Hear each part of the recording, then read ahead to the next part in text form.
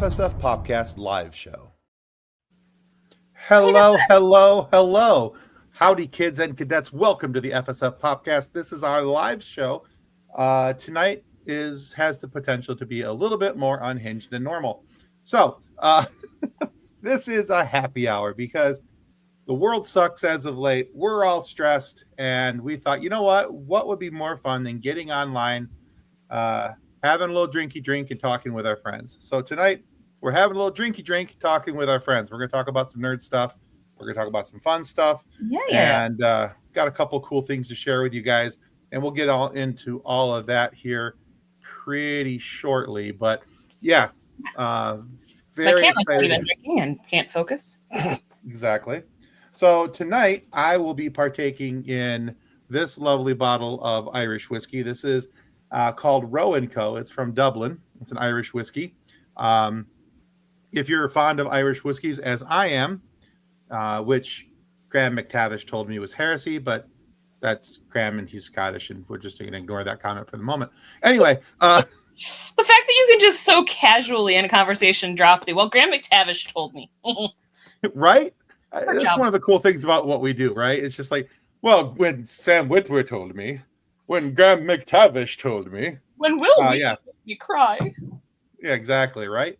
Let's see. Tonight we play the FSF drinking game. Every time Tim says, take a drink of water. Nothing but water. Because Anyway, I have watched How I Met Your Mother. I know how this game is played, John. So Tim has Roe & Co. I have coffee. But in my coffee is the Michigan cherry liqueur, because it is the Traverse City or the Cherry Republic Cherry Boom coffee that then I put cherry liquor in. This stuff is honestly, this Roe & Co. goes down so smoothly. It's a problem. I have to convince myself to not drink it all because I'm like, oh yes, this is delightful. Glug glug glug. Yeah. So I am drinking for a theme because I have a girls' weekend coming up. Okay. What girls' trip shirts for? Nice. I'm so excited. Excellent. Well, I hope you have fun. I thank you. There's going to be a lot of Traverse City associated alcohols in my body. Excellent. Let's see. John says, did the Jaguars even show up on Sunday? No, that wasn't even a high school team. That was a JV team. I felt so bad for them, honestly. By about the third quarter, I was like, they're dead. Just stop. They're already dead. Well, and it was funny. It's like I just have the Google score pinned to my phone. So anytime the Lions game starts, it'll pop up on my home screen. Because I don't necessarily always have the time or the ability to sit and watch the game. So I had it popped up on my phone and I looked at it and I'm like, oh, okay, so the game started. And then it was the Jaguars scored. Man, this isn't going so well for the Lions so far. Oh, hi, Anua. Hi. I'm like, oh man, no, the Jaguars are scoring this early. No, that's bad. And that was all they did. Never mind. That was all they got. They got the 2 field goals and that was it. 52-6. I felt so bad for them. I really did. Because, it hasn't been announced yet, at least that I haven't seen, but I'm expecting at some point this week, the entirety of that Jaguars front office and coaching staff to get the out of here. Right. Because that's a rough go. There was something Luke said to us earlier today about the game. Where did it go? Oh, think about this. The Lions had more touchdowns than the Jaguars had points. Yeah. The Lions had 7 touchdowns. They had 6 points. He's absolutely right. They out yardaged them by like 650 to 160. Granzier says, Tim, it wasn't a real cat fight. Cat fight. No pity for the other kitty. Guttural meowing sounds. Right, and that's the thing is I've got 3 cats, and their fights are worse than what just happened. Yeah. Sorry, guys. Hey, you know what? Before we get too much farther, we should also mention that our show is made possible by the support of our show partners. They help bring this show together every week, and that is Eddie AI. They help us make our shorts, our clips, our YouTubes, all those types of things. And then, of course, TCT, where fandom meets fashion. They are our nerdy merch provider. And of course, the only Level Up Sabers. It's the only place you should be buying a lightsaber from, because their lightsabers are guaranteed to be better than a stick. Also, if yeah. listeners are part of the Funny Science Fiction group on Facebook, I have posted a link in that group to a TikTok of Master Allen's, so Level Up Saber. He is trying to get 100,000 views on a video so that he can send a Qui-Gon Jinn lightsaber to a deserving fan and deserving follower. Let's do the nice thing. Let's absolutely, yeah. The link. Engage with the video. Emma Half Elvin, I believe her name is. I believe the one that he's trying to help, and she seems really sweet and very genuine in her inability to purchase her own saber. And so we have liked and reposted that video and commented on it, hoping that we can help get her the views that she needs so that she can get herself a saber. Because honestly, it's really cool not only just to watch it light up, but then to go whack somebody with it. It is. There's so much fun. I don't have one easily reached. It's up there. Oh, thank you, Grancer. I'm glad you like our swag. We try to. We try to make sure we run with people who have cool things to play with and see and all that fun stuff.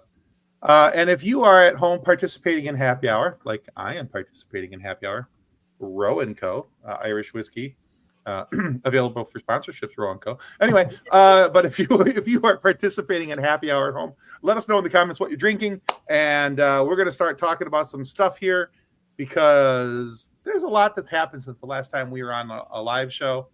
And yeah, so we got some things. There are things to discuss. Speaking of cat fights that weren't very good. Oh my gosh, no, I don't want to talk about it. I mean, I know we have to. We don't have to talk about it, but I want to talk about it because this was one of the worst staged fights I've ever seen in my life. I stayed up way too stinking late for that. Right? Bull crap. Right? I stayed up. I've said this on a couple different posts out on the socials that I felt like I was watching a middle school Christian dance where they had to like stand arms widths apart so they could make room for Jesus. Yeah, make room for Jesus. Yeah. That, but I will say this. Kudos to Mike Tyson for reading his contract and knowing that if he knocked out Jake Paul, he didn't make any money. If he made it all the way through the end, he made $20 million. Biting his glove because he wanted just to punch the stupid off of that man's face. Yeah. Yeah. And John, you're absolutely right. Mike Tyson was contractually prohibited from throwing the punch that would have knocked Jake Paul back to 1994. So, and that's what I was hoping to see. I'll be honest with you. Every time Jake Paul would leave himself open for that classic uppercut, I was like, here it comes. Here it comes. No. And it never happened. There were so many things beyond the fight that were wrong with it anyway. I mean, the fact that I understand that money is money and 20 million is 20 million. And I understand that you would do what you need to do to get your paycheck. To make the monies. But also, what the crap? Yeah, it was pretty bad. Pretty bad. The buffering and the streaming issues, I understand that Netflix just didn't realize. I don't think their servers were ready for what was going on. Also, that makes me excited. Heck trained those cameramen? Yeah. Oh, yeah. What worries me is so Netflix now is trying to get into some of the live sporting event things, and they're going to be airing 2 NFL games on Thanksgiving Day. I can't wait for the uproar that's going to come when somebody is dialed back to throw a touchdown and they get the little swirly screen of death on Netflix. Or they get told that they can't watch it because they're not at the house of where their contract is or wherever, Right. Or your current subscription doesn't include live shows. Yeah. Netflix is becoming what he was supposed to destroy. But instead of honestly, the best fight of the night was the 2 ladies before this fight, Serrata and Taylor. Yeah, that was an amazing fight, honestly. And I don't watch a lot of boxing. Actually, I watch about this much boxing. I watched this one just because I wanted to see Mike Tyson disintegrate Jake Paul. This I was was a little the worried going into it only that it boxing might I've not ever watched. happen. Yeah, I was a little worried that it might not actually happen, and I thought something was going to be a little fishy about it. But so yeah. But okay, so contractually obligated, not throwing uppercuts. They barely touched each other. This is This is her eyebrow, where her eyelid is now half over her face. Oh yeah, no, the women were throwing down and hardcore too. There was some major hits. Yeah. There were, but then the afterward when the one trainer was like, "Well, if we got refs who knew what they were doing," and apparently, Katie Taylor is known for leading with her head and busting people's eyebrows open, and then not getting called for headbutts because it's just her posture, and it's like. Yeah, there was a lot of things wrong with this whole Netflix thing, and any respect I had for Jake Paul, which was zero, went out the window when I found all the stipulations and restrictions he put on so he could make himself look like a boxer. Oh my gosh! So, and like John and I were talking about it, the Jake's scores of 10-1. The one time he lost is the only time he's actually boxed a professional boxer. Yeah, I believe that. And as stupid and petty as it is, like, of all of the things that happened during that fight, during the 4 hours leading up to this 30-minute fight, Jake Paul in his stupid green truck with his sing-along, and then he couldn't even get the drum solo right. You mean the drive up in the truck that took a half an hour because that truck, they tried to make it look like somebody was driving, but I'm like, dude, that thing's on a guided track. Right. And going like a million Mach 0 per hour. They're going all kinds of Mach 0. As his brother's spraying him down with Axe body spray because he's got a stupid gig thing with them. I'm sorry. I got very smelling like a 12-year-old boy who just left the locker room by the time he got to the ring. I did tell John while we were watching it too, and we were like watching about when they did the intro to the fighters and they're talking about Jake, and I'm like, this is why men my age are stupid. This is why I married older, because good God, he's dumb. That he is. Okay, well, I've talked enough about this. But seriously, not getting the drum fill right. When you're going to do an air drum solo, at least get the timing right. And it's not like it's an unknown one, by the way. I mean, it was In the Air Tonight by Phil Collins. It's like internationally known. Can do it. Everybody knows that drum solo. And Mr. I wish I was a boxer, couldn't get it right. Okay, I've talked enough about him. Get him off our screen. Get him off our screen. Next, Linkin Park has a new album out, ladies and germs. This is huge for me because I'm a big Linkin Park fan, and this is their first album in 8 years, I believe. Post-Chester. It's their first album post-Chester. And their new singer is Emily Armstrong. She comes from a band called Dead Sarah, which I was a fan of Dead Sarah before she came to Linkin Park. And I know that she has taken a lot of flack for not being Chester, but that's also the same flack that was given to Jeff Goot, the lead singer of Stone Temple Pilots, for not being Scott Weiland, and William Duvall from Alice in Chains for not being Lane Staley. Yeah. They can't help it that they're not those people. And she's not trying to be Chester. Yes, exactly. John said, let's see, From Zero is a solid album. Emily isn't Chester, but she isn't trying to be. I dig it. I feel the same way. Honestly, this album, I don't have to skip anything. I can just let it play. And I haven't been able to say that of the last probably 2 to 3 Linkin Park albums where I didn't want to go, I don't care for this song, and I skipped it. So, with this one, I'm able to just set it up, put it on, let it play, and let it go. And if you don't think that Emily Armstrong can scream, she can scream. You need to go back to Dead Sarah and check out the song Violent.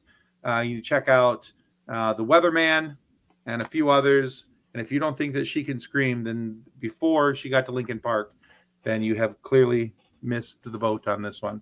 There was Evanescence and Hailstorm covered a Linkin Park song, and now that Linkin Park has a female vocalist as well, I wonder if Hailstorm and Linkin Park would team up again, because I can only imagine Lizzie and Emily together. Oh, that'd be awesome. It was gonna be pretty. Anything with Lizzie Hale, I'm like, yes, please, I'll listen. She could scream the phone book to us, and we'd be fine. Oh, she has an amazing voice. And a really good hug. That's right. You met her, didn't you? I got a hug from her and guitar picks. Nice. Yeah, and Linkin Park does have tour dates in Michigan next year, so I am curious about those. I'll be looking into those. But one of my running joke this week, because the album has been out for 3 days now, is that this is Michael Bay. Like, where's my next song for my next Transformers movie? Right. And there is one over there on there. It's called Talking Over You or something like that. Hold on. The name of it is. I actually was listening to Linkin Park on my way home. That's on my phone right there. Yeah. Go figure. Let's see. It is called Over Each Other. If you listen to that, I'm like, that's like syncs up perfectly with what the end credits might look like on a Transformers movie. And I'm like, yeah, I could totally see that happening. Somebody would that'd totally be a Michael Bay song to use. Linkin Park has a long running history with Michael Bay, so that's a possibility. So, but yeah. So if you're on the fence about listening to the Linkin Park album because it's not Chester Bennington, please put that to the back of your mind. Just go listen to it, even if you have to listen to it as a new artist, a new Mike Shinoda project. It's very good. It's a very solid album. I'm not saying that it's Hybrid Theory or Meteora over again, which I'm glad that it's not, but it is a very solid addition to the Linkin Park discography. And I think it's very worth your listen, whatever music app you're listening to. John says, oh, what if Michael Bay got to direct a Star Wars movie? No, lens flare is more of a J.J. Abrams thing. He already did the lens flare thing in Star Wars. But yeah, Michael Bay. I mean, he's not bad. He just likes explosions. I mean, who doesn't? But he likes unnecessary explosions. All explosions are necessary, Tim. If Zack Snyder and Michael Bay were to co-direct a movie together, it would be nothing but explosions and slow motion scenes. Zack Snyder also does all the terrible lighting as well. No, the one thing I will say that I have always appreciated about Zack Snyder movies is that they are always well lit. They're always the cinematography typically is very good in a Zack Snyder movie. He gets the visuals down, but he has a thing for slow motion. And yeah. Who is it who does the terribly lit movies? Whoever did the last Batman movie. Oh my god. Because if he and Michael Bay did a movie together, then all you'd be able to see was the explosions. You'd actually be able to see something in the movie, yeah. John says there are no unnecessary explosions in a Transformers movie. That's possible. Christopher Nolan has terrible lighting and sound production. Thank you, John. Okay, you're not wrong. I didn't think about that, but yeah, you're not wrong. The Dark Knight trilogy was excessively dark night in some areas. He took the name Dark Knight a little too seriously. Maybe a little. Maybe just a little bit. Yeah, pour myself a little more Rowan Co. because cheers. But yeah. So you're over there. You're over there drinking, and I'm over here dancing because I've got a song stuck in my head. And it's all good. I have Pink Pony Club stuck on my head and like repeat right now. Okay, so you know what's fun? Okay, so that's Chappell Roan. The funny thing about that is that I have been walking around the last couple days going with Hot to Go stuck in my head. Oh yeah, it happens. I don't care. I don't care if you like her music or you dislike her music or where you stand on that topic. if you hear that song, it's what I call an earworm. It just gets stuck in there and you can't get it out. Exactly. And I'm walking around going, H-O-T-T-O-G-O. You know, I was walking around Comic-Con this past weekend. And I'm humming that to me myself because there was a couple of Chapel Roan cosplays that walked through. Nice. Yeah. Oh, speaking of which, I'm gonna take that down off the screen for a second because I have to find their card. But I bought this. Oh, they're so pretty. They had this really cool table of artwork there, and I got to find their name, and I know because they gave it to me. Hold on a second. I have a card here from them. When all else fails, read the card they gave you, Tim. Hold on. If only you had pasted it to it. Or put it in its plastic container. I put it in its plastic container so I wouldn't lose it. Look at me being efficient and then forgetful. Yay! Oh, they just turned that into Macarena. I don't have the ADHD. I don't have the ADHDs. I have all 80 of them. I have 80 ADHDs. But I absolutely love this picture from these guys, and they're called Comfort and Adam. But you can find them at Comfort and Adam on all your socials. Go check them out. They have some amazing artwork. And I didn't have enough of the monies. Hold on, I dropped a picture. Is it and spelled out or and the ampersand? And the word. So Comfort and Adam, at Comfort and Adam. And you should be able to find them on Instagram, Facebook, the Dead Bird app that we don't tell people to go to anymore. Yeah. But yeah, you can I have admin. Look at you go. At Comfort and Adam. There we go. But yeah, these guys are amazing. Their artwork is so good.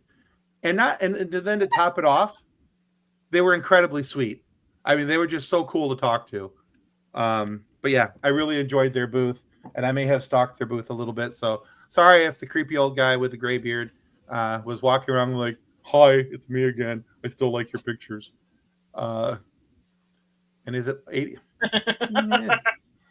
Your old age. I shouldn't be allowed to have admin abilities. No, you shouldn't. John logged me in on his. So, and I know it'll shock nobody, but I also picked up some Funko Pops this past week. I know, right? But I'm just showing off some of the stuff I got at Comic-Con, and then we'll get back into our list of things that we were supposed to talk about, because this is what happens when you give somebody with ADHD the opportunity to do things. So there was another booth, and I don't remember their name either, but I have a card. I check. I could find. I don't have a card for them. I would have to check my hold on. I'll check my pay receipts. Hold on. I can do this. So while you do that, I'm going to show off Rainbow Dragon Prince. Rainbow Dragon Prince. This is my absolute favorite sticker. Yup. Rated. All of that is very, very true. And t-shirt. It might need to go on a t-shirt. I got this. Crit Happens. Love it. And then this one, because yes, this is the darkest timeline. Oh.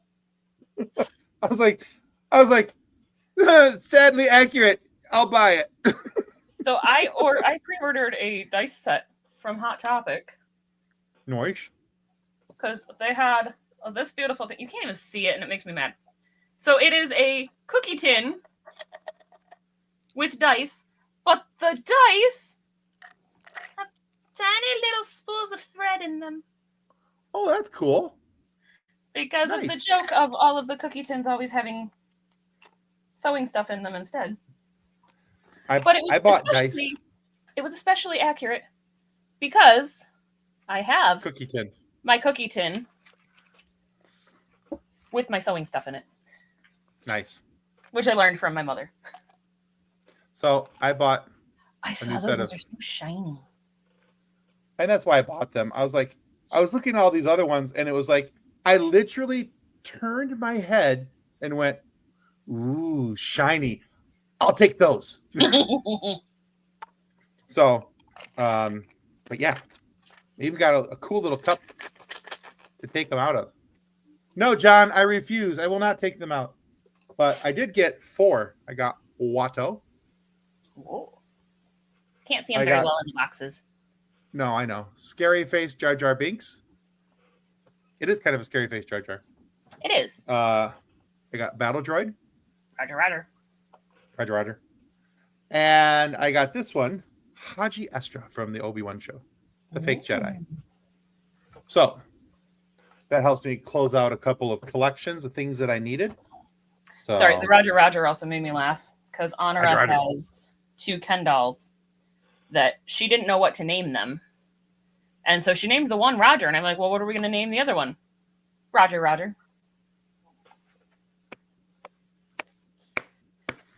That, folks, is parenting done right. And she laughs really hard at me every time if we're playing Barbies, and it's okay, so I'm Roger. I'm Roger.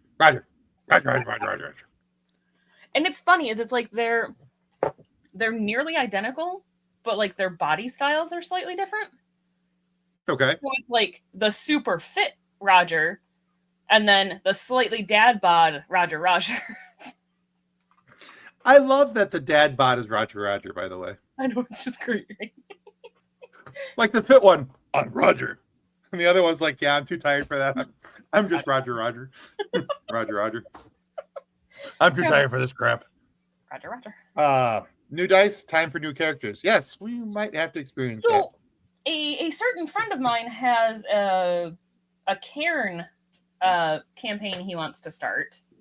And when I showed him the dice that I have pre-ordered, he did the, you should be a grandma gnome character. A Karen campaign? Yes. Like Karen who? No, Cairn. C-A-I-R. Okay. Cairn. I'm just making sure of the spelling here so I know what we're talking about. It is a D&D alternative. Gotcha. I was just making sure. I thought that's probably what you were talking about, but I was like, because Karen, Karen and Karen. That type of Karen, yes. That type of Karen. I think I spelled it right. I hope. Maybe. Ow. It's possible. Oh, no. All right. Back into the slideshow we go. Woo! Whoa! Yeah. Down once more. Whiskey. Anyway, all right, so news has broke that Kevin Smith is getting Dogma back. It will no longer be controlled by that douche nozzle Harvey Weinstein. We'll talk a little bit more about Harvey Weinstein here in just a few moments, but unfortunately, I mean, I know why, but also do we have to? Only in passing reference. That's all we're going to talk about him in. Never in a positive light. Nope, that's why we call him the douche nozzle. But yeah, that's even too nice of a compliment for him, to be honest with you. But since we try to keep this show somewhat family friendly, that's where we're going to leave that one for the moment.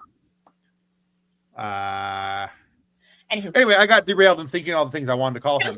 So, but Dogma is going to be back under Kevin Smith's control, which means that we just had the 25th anniversary not too long ago, which means that I think what's going to happen is I'm hoping we're going to see a re-release of this, hopefully with some deleted scenes and all the things that Kevin Smith wanted to do with an exclusive Blu-ray and things like that he couldn't do because of the douche nozzle and all the issues that were surrounding that. I'm hoping that that's what's going to happen because this is a cult classic movie that I would love to watch again without an attachment to Harvey Weinstein. On Kevin Smith's Instagram 4 days ago, to celebrate the 25th birthday, here's Jay Muse and Elenis and the late great Alan Rickman from one of my favorite moments in Dogma. In 2025, witness the resurrection. Yep. And then today he posted a video clearing up some misunderstanding that he is writing a Dogma sequel. As of now, though, and he explains this in his video, as of now, it's all in here. It's not here yet, but he is working on it. It is swirling around up there. So, John says family friendly, but talking about Dogma does not compute. does it make sense that the first time I watched it was with my dad and my older brothers? See? Sorry, Mom. Family friendly. Okay. Sorry, Mom. No, Dogma is not a family friendly movie. And no, you should not watch it with the littles. Unless your littles, you want them to be introduced to a whole set of language that is A, very Boston, and B, very not family friendly. New Jersey. That's New Jersey. Well, yeah, but Damon and Affleck are Boston. Oh, that's true. I know.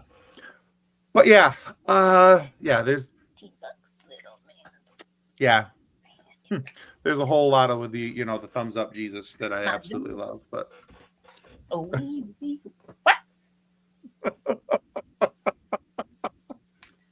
Kathleen derailed there for a second, but it's okay. She was having fun.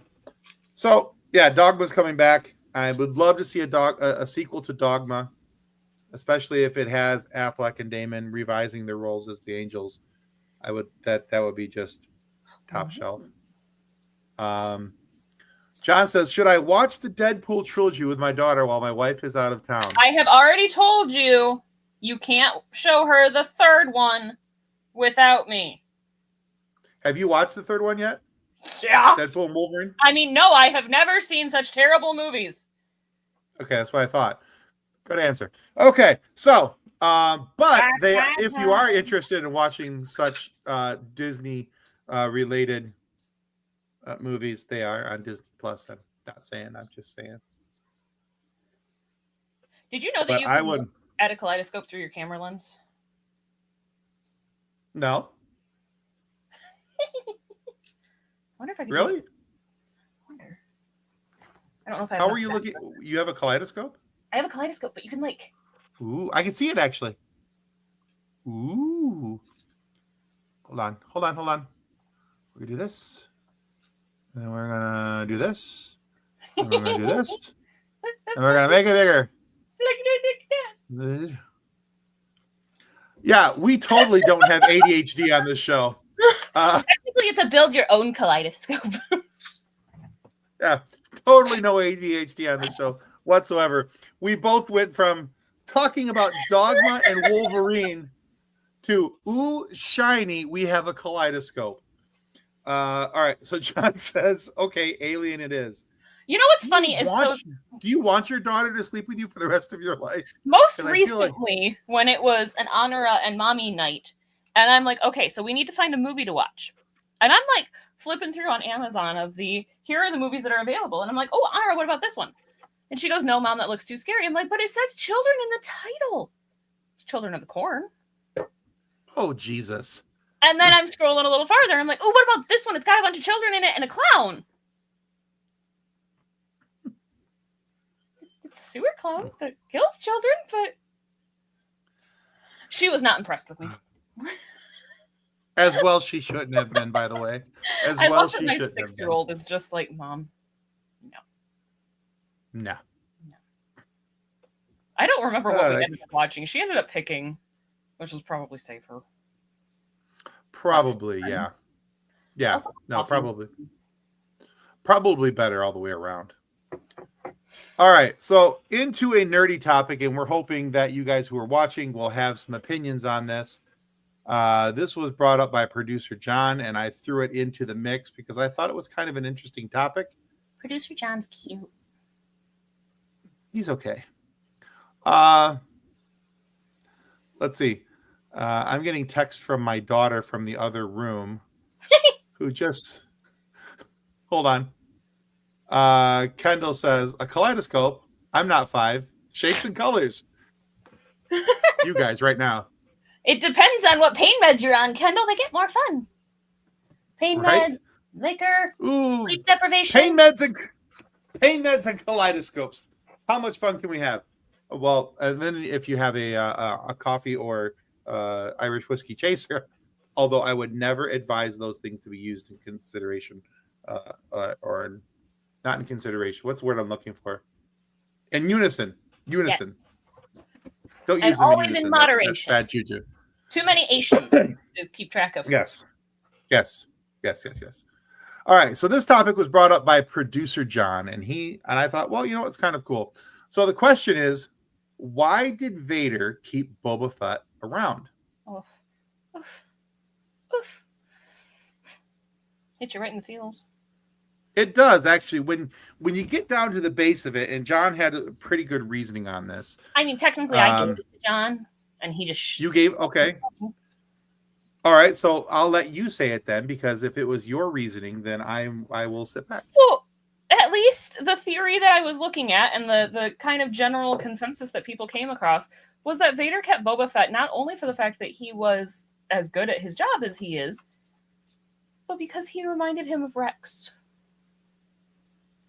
And he missed his friend. Yeah. And then I got really sad. It's right up there with the day that I suddenly realized that R2-D2 never had his memory swiped.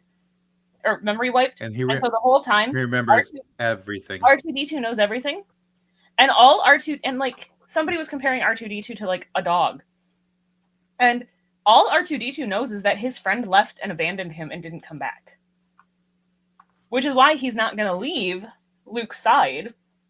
Because it's the last time somebody told me to stay behind, they got hurt. I'm not leaving you. But then he has to realize that his friend who abandoned him is now over there being all big and bad and icky. And I'm trying to take a hoodie off. It's not going well. Reverse birth. Because I was going to make a whole point about, and I just got derailed, about how Chopper is really very cool because, you know, Chopper is on my shirt here. But R2 is the ride or die. He's the one who knows all the secrets. Chopper might have the body count, but R2's got the secrets. Plus, it's hot as heck in here, so the hoodie had to go. It's like you're like 15 feet from a wood stove or something. Right, or something. I am definitely or something at the moment. So I also I know that there's a small delay in what we're saying back here versus what producer John is hearing in hearing in the other room. But his Toast makes an appearance. Cackling back there is killing me. So hello, Toasty. Yeah, Toasty, I want to give her kisses. Mwah. Virtual kisses for Toasty. That's from Kathleen. There we go. I passed it toast. Yeah, she's sitting down by my feet, looking all sad and unloved because you know, unloved. Because this corgi never gets any love. I can tell because the couch hippo always gets all the loves. She tries. She certainly tries. John says, Tim, I don't have any singles. Keep it on. Oh. Anyway.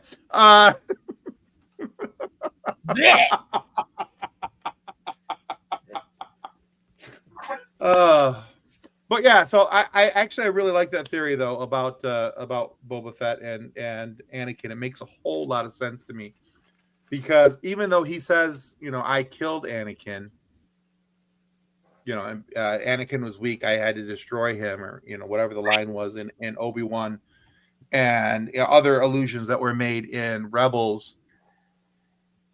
There's still Anakin at the core, and there's still going to be things that are going to affect him. And I think because all the clones have the same voice, clearly it's not Rex, but it sounds like Rex. It's the closest thing to Rex he was going to get at that moment. So I really feel like that's why he did it. And looking at Anakin Vader from a psychological perspective, yes, Vader killed Anakin. Yes, Anakin was weak. Anakin was also horribly abused and told that he was weak, told that he wasn't good enough, told that he wasn't enough. Of course, Vader's going to say that Anakin was weak because that's how he deals with what abuse he had. That was how he dealt with his trauma. He's still Anakin, obviously, from how the movies end. Spoiler alert, 45 years ago. Like, not 45. Okay. Close enough. Okay. Okay. Anyway, but yeah, no, I get what you're saying, and you're right. It's just the whole descent from Anakin into Vader is something that is just mesmerizing to me. Mhm. And the story that Lucas has told through the prequels, and then you marry that with Clone Wars and even Mhm. some episodes of Rebels, and it's more heartbreaking than you can really give credit to, because when you first watch the original trilogy and you're Vader, watching those movies, Big they Bad just is. kind of gloss over it. Yeah. But the prequels really take you from here's a little boy to here's a broken man. Mhm. And that whole descent in from Anakin to Vader gets me every time. And And now so, now with the Obi-Wan's show mhm. Oh, and I the cried interactions, so hard. oh, that killed me. That whole scene was both very that final fight scene was So well very, done. very cool. So well done. Um, but it was also hard to watch because you were watching somebody trying to deal with their PTSD and not Right, and doing like, very well. and it's so the the disconnect and the cognitive dissonance that you can see even within Vader and within Obi-Wan in those moments too, Oh, for where sure. Vader's talking about Anakin being weak, and yet we saw his force power. We saw him pull Hmm. a ship out of the sky. We saw his fighting skills, his flying skills.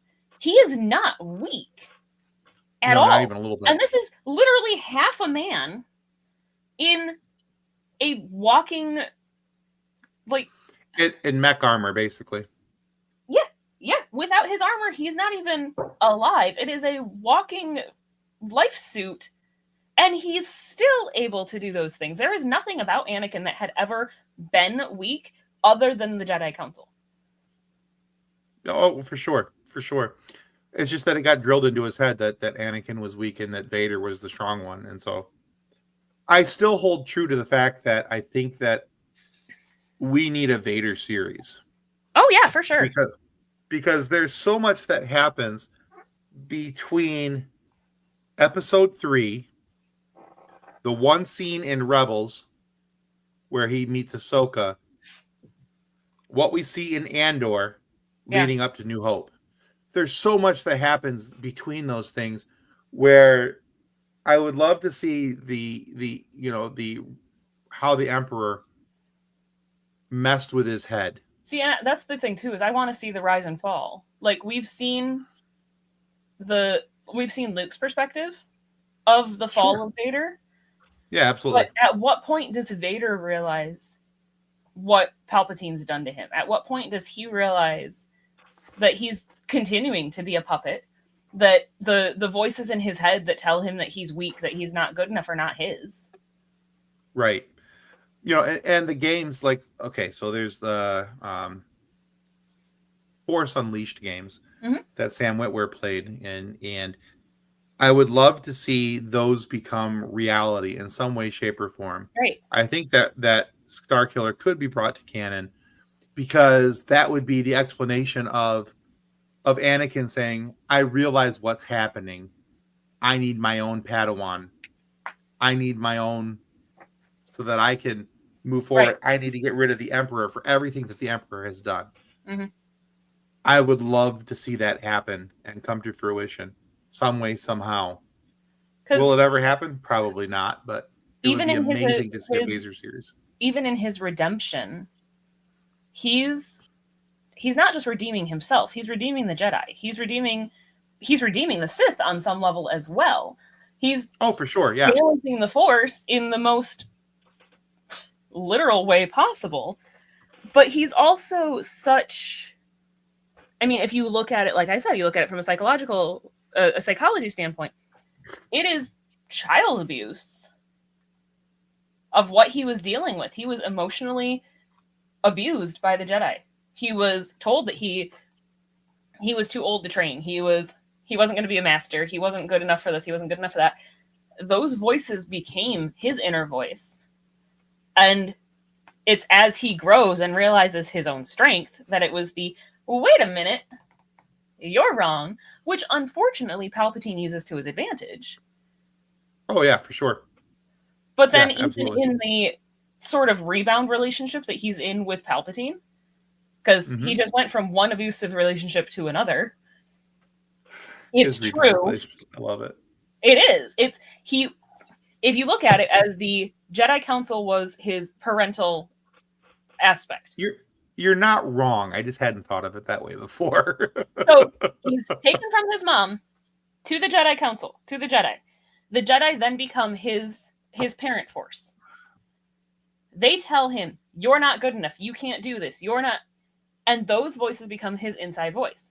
He then meets Palpatine, who says, "They're wrong. You can do this. You can do that. Show them that you're wrong, that they're wrong." He just goes from one abusive relationship to the next, which unfortunately happens in those who have child abuse scenarios like that. Correct. And it wasn't until he realized how terrible what Palpatine was doing, what Palpatine had done to him, that was when he realized wait, no, you're just controlling me the same way that they did. You're still telling me that I'm not good enough. You're still telling me that I'm not doing things right. Absolutely. Let's see here. John says, I want to see Jedi Knight Finn training the broom boy from TLJ, The Last Jedi, while taking on a new threat to the galaxy, maybe a resurgence of the Nihil. The Nihil were pretty big. Right, but we don't get to see Broom Boy ever again because stories are stupid. I think we have to see a broom boy at some point. I mean, it only makes sense because he was clearly force sensitive. Yeah, Nihil or Yuuzhan Vong, John, I think is the way that has to go. I'm hoping in the Rey trilogy that's coming that we're going to see one of the two. I mean, we need a credible threat for the Jedi to face. It can't just be, if it's the Sith again, and the Sith would be fine, don't get me wrong, because the Sith are a credible threat, but it would be, I think it would be more believable because the Sith had just been defeated in The Rise of Skywalker, whether you like that movie or not, but that's what had just happened. So I'm going with what's in canon. So that had just happened.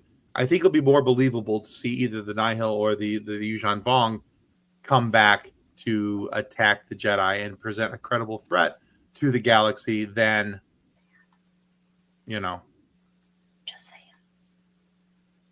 Yeah, it is solidly middle-aged, but that's not the point. You were close, but still. I also get to say things like that because it's around the same time that my brothers were born, and oh boy. All right, so yeah, there's a whole lot going on there, but yeah, Vader definitely kept Boba Fett around because it reminded him of Rex. He needed to. That was his version of touching grass. I'm pretty sure that's what kept him grounded. Yeah. Because not having that, I think he was already broken, and that would have just shown off how broken he was. Right. So, okay, so on to other news. I get very passionate about it. Sorry. That's okay. I love passion. Passion is good. All right. So speaking of things that we're passionate about, this is big news for us. So we were asked to be ambassadors of Trek Talks. Trek Talks is an amazing charity that helps benefit the Hollywood Food Coalition, who helps distribute food to a lot of the homeless shelters in California and other places. And just, it's an amazing food coalition that helps people get fed. People who can't afford it, can't help it, and they need assistance. And this is just a beautiful, wonderful charity. So we are honored. We are thrilled to be ambassadors for Trek Talks. Now, the hosts of Trek Talks are two of our former guests, John Billingsley, who is, of course, is Dr. Phlox from Enterprise, and Bonnie Gordon, who is the voice of the ship's computer from Star Trek Prodigy. We've been thrilled to have both of them on the show. We had wonderful conversations with them both. And you will see John Billingsley back on the FSF podcast here shortly. Yay! To talk about Trek Talks 4. And He Trek Talks also 4 makes us feel like we are like focused on a path. Yeah. And Yeah, John and Bonnie are just amazing people. They are so fun to listen to. Even if you can't donate to Trek Talks, which they'll have a ongoing telethon that day on January 18th, 2025. They will have a telethon going that day. And even if you can't donate, please go watch Trek Talks, because there's going to be interviews with Trek people from all the way from TOS all the way up to Discovery, Strange New Worlds. Everybody's going to be on that show, and it's great to hear the stories that are told, the interviews that are had, the discussions that are had. Trek Talks is an amazing experience, and even like I said, even if you can't donate, I encourage you to donate if you can, because it's a wonderful community, and they are doing so much to help. And when you really think about it, so I grew up as a Star Wars fan, and I've always been like, ooh, Star Wars. Star Trek is the future I'm hoping for, in all honesty. Mm-hmm. And these guys are trying to make that happen. So, yeah. And while John, again, is not wrong, the Trek community is significantly less toxic than the Star Wars community as of late. You're not wrong. We don't call the Star Wars community the fandom menace for no apparent reason whatsoever. But yeah, the Trek community is trying very hard to reach the pinnacle of what we've seen from the original series till now, what they're ascribing to, what they're trying to be, the future that they hold out for mankind. And yeah, so like I said, if you can't donate, at least watch, because you're going to get some really good entertainment that day, January 18th, 2025. Check out Trek Talks. It will be on YouTube. They have a YouTube channel. You're going to want to go check them out. And but yeah, 60 days, 12 hours, 7 minutes, 40 seconds. Exactly. Yeah, on the website. And I believe it's just trektalks.com, correct? Or is it trektalks.net? .net. I haven't looked. .net. Trektalks.net. But yeah, go check them out and see what you can do to, perhaps donate. If you can't donate, watch, participate, share the stream to somebody else. That's the big thing right there. If you can't donate, share the stream to somebody else. Get it into the eyes of everybody else, because maybe you can't donate, but maybe somebody else can. And your share is huge. John, would you like to be banned? So the thing is, and I will defend my husband on this one, 32 days until winter, but that also means 32 days until it starts getting brighter again. Okay, so I like that. We'll go with that. And that is all we need to focus on, is the I like that part. I don't like what John said, but I like what you said, so we'll go with that. It's funny, though, is I was messaging Mimi today. So co-host Ben, who is not here currently, their spouse. Hi, Mimi. We were messaging today, and she sent me pictures of the snow they had fresh this morning. And then I sent her pictures of me and my dog and my kid out for a bike ride and a walk today, when I was outside in a tank top in the middle of November in Michigan, because it was 55 degrees today. Right? Yeah, I think 58 here in my town. So dumb. Right? It's funny, though, is like, and I posted about this when I posted pictures today of Anara and Zoe on our walk. 6 years ago, when I had an itty bitty little newborn, I had posted a picture of me snuggling my itty bitty little newborn because there was 5 inches of snow outside. And I was outside in a tank top today. Right? It's not okay. I was not out in a tank top, but I was out in shorts and hey dudes. It's the same outfit, just upside down. I mean, so there's that.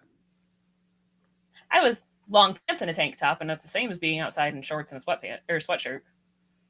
Just flipped. Yeah, I've decided that as long as the temperature is higher than my age, I can wear shorts. So. You know what's funny is there was actually a friend of ours recently who saw us out with Anna on. Where is her coat? Like, at home. It was like 40 something that day. She had a sweater on. It's not like I'm an irresponsible mother. But it's if I put a coat on her now, when it's negative 20, she's going to be cold. If I let her adjust to it, cool her down slowly, she'll be fine. Got to adjust the machine after thermostat. You don't just throw a coat on the first time it hits 40. No, you don't need that. Let's see. Innocence Lost asks, where is this event? So Trek Talks is going to be held on YouTube. You can watch it there on their YouTube channel. If you search Google, or not Google, but YouTube for Trek Talks, they do have a YouTube channel. You can check that out. You can also follow them from our channel at FSF PopCast on every social media channel except for the Dead Bird app. Do we have a Blue Sky yet? We have a Blue Sky, yeah. Woo, go on. Look at us go. You're welcome, Innocence Lost. But yeah, check it out on YouTube. Check it out on our. We'll be posting about it a lot because as ambassadors of the show, we are very concerned about making sure that people get to see this, that people get to understand how important the work that the Hollywood Food Coalition is and what they've got going on. And we want to share that as much as possible. So Trek Talk is an amazing event, and we encourage everyone to strongly check it out. Whether you go through their YouTube channel, you can also check out Trek Talks on all social medias. If you some social medias, it's at Trek Talks, and some it's at Trek_Talks. But if you just type in at Trek Talks or type in Trek Talks into their search bar, whatever social media you're going for, you will find them. As long as it has that logo, what you see on the screen there, you'll know that you're at the proper Trek Talks location. And yeah, there's every year they have a lot of really cool Star Trek people on there. And if you're a big Trek fan, this is a cool way to see some of the Trek people that you would love to hear from and would love to know how they're being involved and how they're helping the Trek vision come to be a reality. So check that out. January 18th, 2025 on your favorite social media channel. Now, for us, last week we released an episode with Rick Hoberg. Rick is an amazing artist and inker and illustrator for DC. He did Star Wars through Marvel, Marvel Comics, and a whole bunch of other stuff. He also was the producer on Pride of the X-Men, which you can still find on YouTube, which is the one with the Australian Wolverine, which is kind of screwy with your mind when you first listen to it. Because in my head, Cal Dodd has always been Wolverine. But yet he hasn't been always Wolverine. And so to hear a good day, mate, from Wolverine is a little trippy. I'm not even going to lie. But go check that out. We had a great conversation. We talked with Rick about that episode, Pride of the X-Men. And for that instance, of course, it's spelled Pryde for Kitty Pride. And yeah, but you can do the rest by yourself. But check it out, Pride of the X-Men. It's a really cool episode. And that is what set the standard for X-Men, the animated series, which was aired in the 90s, and now X-Men 97. Without Pride of the X-Men, we probably would not have either of those two series. So that's a very cool episode coming out, or not coming out, but already out on our YouTube channel and your favorite podcast provider platform. So you can check that out there. Now, coming Wednesday, in just 2 days, on the 20th, we are releasing an interview with Melanie Kinnaman. It's called The Final Girl. And it's called that because she was the final girl in Friday the 13th, Part 5, which is a new beginning.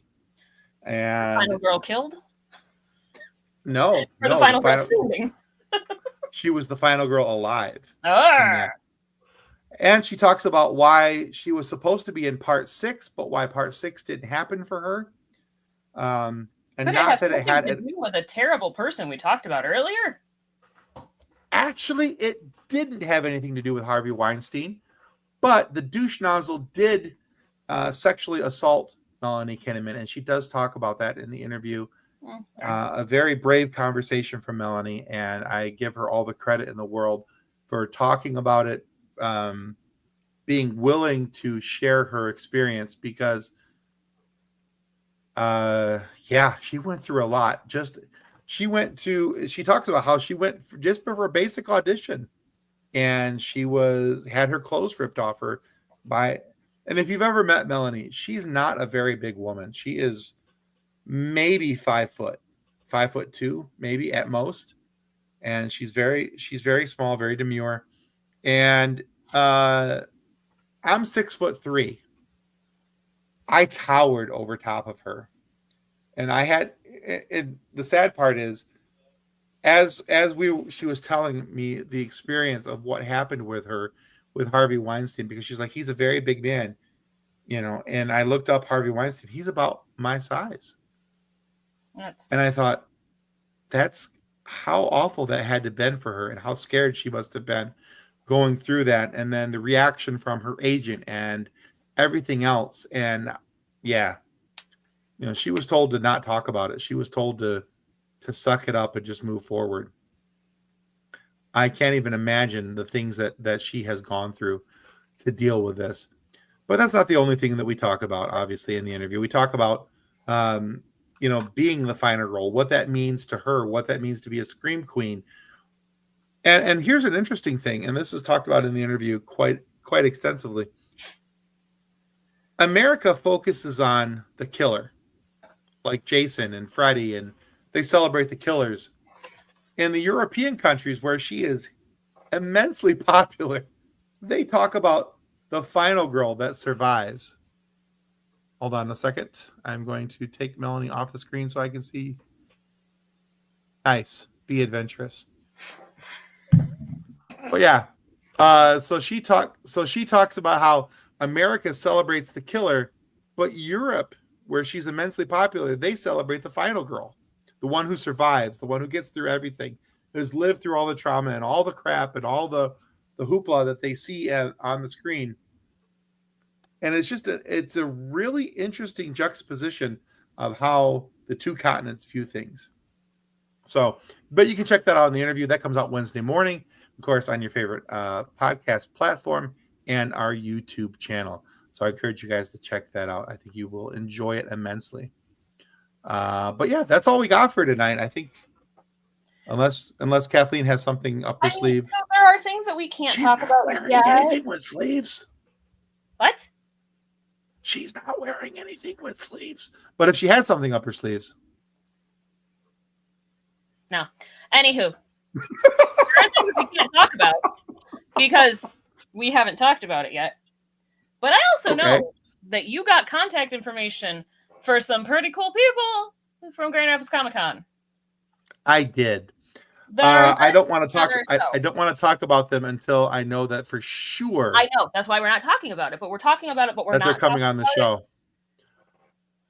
I'm very, very excited. If they pan out like they said they were going to, we have some amazing interviews coming up. Star Trek. Anyway, if that happens, I will be very, very excited. We've got some great voice actors coming up. Now, those I will talk about. And some Power Ranger interviews coming up. We got some cool stuff coming up. And so I want to, this seems like a great topic to talk about. Please elaborate. I wish I could. Oh yeah, for sure. The topic that we're not going to talk about is the great topic to elaborate on. However, if we're going to not talk about the topic that we're talking about, it's not that hard for people to go to Grand Rapids Comic-Con's website, look at their list of guests that they had this year, and go through and be like, "Ooh, maybe Tim got them, maybe Tim got them, maybe Tim got them," and just go down the list and be like, "Hey," and maybe we should start a quiz. We can do that on our YouTube, can't we? I should have had coffee. Woo. There is a poll option on YouTube. Yes, if we post a community poll. We should in our YouTube community. We should put a poll up with the guests from Grand Rapids Comic Con and see what you guys think of who Tim talked to and who said yes to being on our show. Guess who had coffee? Guess who didn't? I'm not gonna. Coffee and booze and a 2-hour nap. Oh, John, you are so screwed. Nothing Anyway,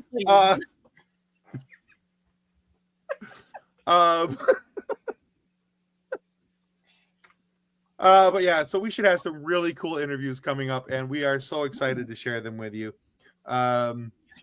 Even just the things that we have coming over the next little bit, the next couple interviews, I'm really excited. So this week we have Melanie Kinnaman on Wednesday, the 20th. On next week, the 27th, we have Alex Segura, who's an amazing author. Tim's getting red. Is the liquor kicking in? Yes. Possibly? It's a liquor. I don't know what you're talking about. I almost said it's a liquor thing. It's an Irish thing. It's an Irish thing. That's why the leprechauns are always showing the big red happy cheeks. Tim's eyes are nearly closed too. No, I'm just squinty eyed. That's just the way it works. He needs stronger bifocals. Huh? What? Anyway. Also, but yeah, no, this has been a great happy hour. You is kind of freaking me out tonight. The one with the tiara on, like staring over your ear. It's creeping me out. Oh yeah, that's creepy. I didn't even notice that was there. And it's like perfectly over your ear most of the night. Right there.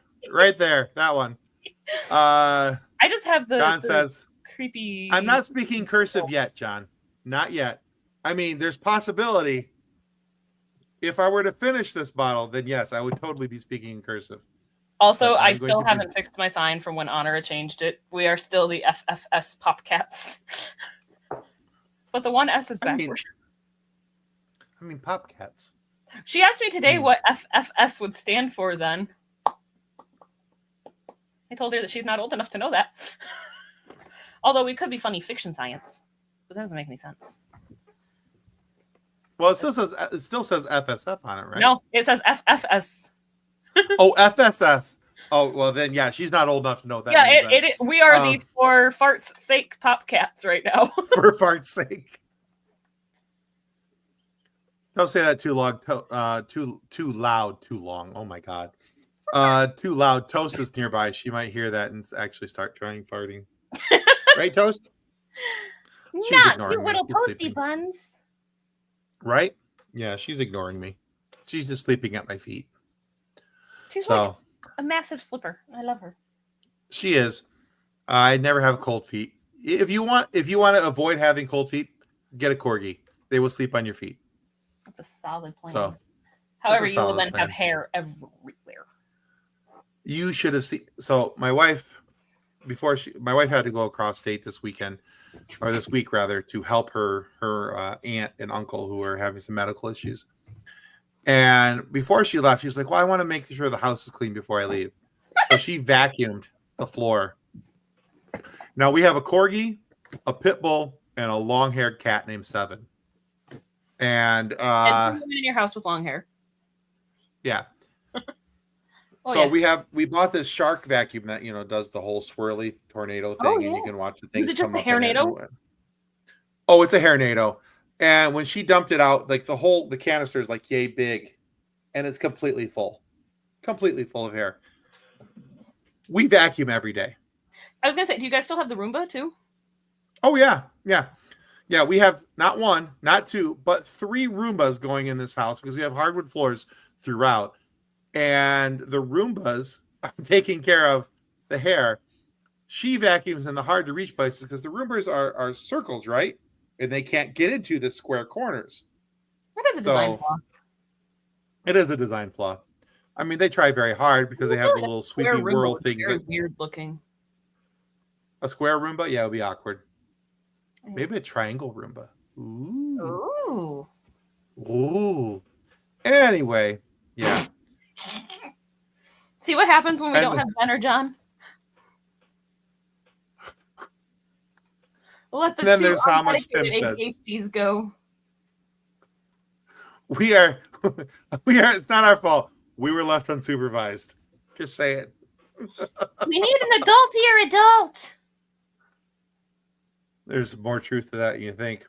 All right. Unless you got anything else, I think we have run the gamut of topics. I think so. I think we are out of. I mean, we're not out of things to talk about. It's us. We could find something else, but pertinent to the show, I think we're out of things to talk about. I think I'm gonna go find me a sandwich. That's what I'm gonna go find me. So don't trip and fall. You're too old to break your hip. Happy hour is over. I mean, please feel free to carry on happy hour at your own place and homestead. But currently, for the FSF PopCast, happy hour is over. And on that note, goodbye. Bye. Live long and prosper as you find peace in the force and all that other stuff. Okay, bye-bye. I can't talk. Be kind, rewind. Copyright 2024 FSF PopCast. Reference to any specific product or entity mentioned on this podcast does not constitute an endorsement or recommendation by FSF PopCast. The views expressed by guests are their own, and their appearance on the program does not imply an endorsement of them or any entity they represent. If you have any questions about this disclaimer, please contact us via email at info@fsfpopcast.com. Copyright 2024 FSF PopCast. Reference to any specific product or entity mentioned on this podcast does not constitute an endorsement or recommendation by FSF PopCast. The views expressed by guests are their own, and their appearance on the program does not imply an endorsement of them or any entity they represent. If you have any questions about this disclaimer, please contact us via email at info@fsfpopcast.com.